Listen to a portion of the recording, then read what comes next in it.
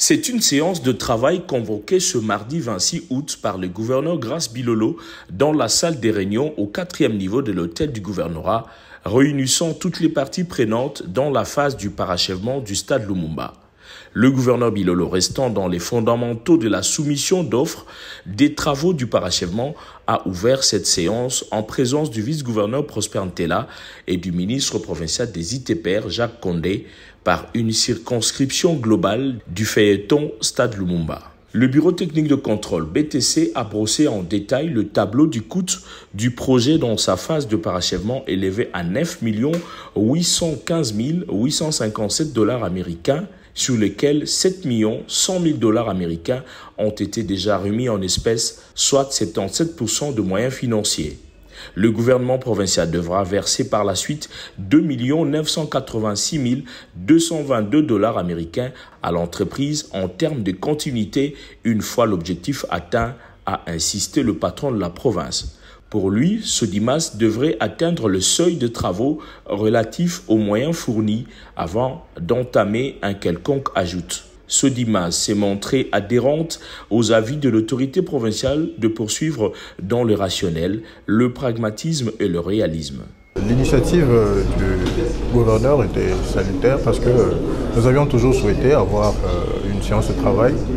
À ce stade, tout ce que nous avons eu à évoquer tout à l'heure est exact. Il y a des tâches que nous sommes en train d'exécuter et il y a des travaux que nous sommes en train de réaliser sur place. L'initiative était très bonne et nous avons plutôt été éclairés sur la vision du gouverneur de la province et nous sommes prêts pour l'accompagner dans ce sens. Nous sommes en train de travailler, je crois, d'ici moins de 2 semaines, la somme dont on parle n'existera plus. Le conseiller du gouverneur en charge des questions juridiques et administratives, Maître Espoir Siassi Condé, qui a participé à cette réunion de travail, estime que le réalisme du patron de la province doit être salué en vue d'offrir finalement au public sportif un stade vieux chantier de 15 ans. Le gouverneur s'est comporté en bon père de famille. Il a entendu les cris de sa population dont il a la charge de gérer et il en a répondu tout en faisant un état des lieux actuel.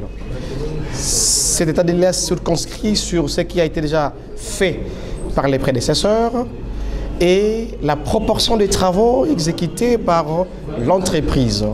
Et le BTC, qui est le bureau de technique de contrôle, comme un organe attitré, expert en la matière, a dit dégager le solde que l'entreprise Sodimas doit à ce jour à la province à titre des travaux.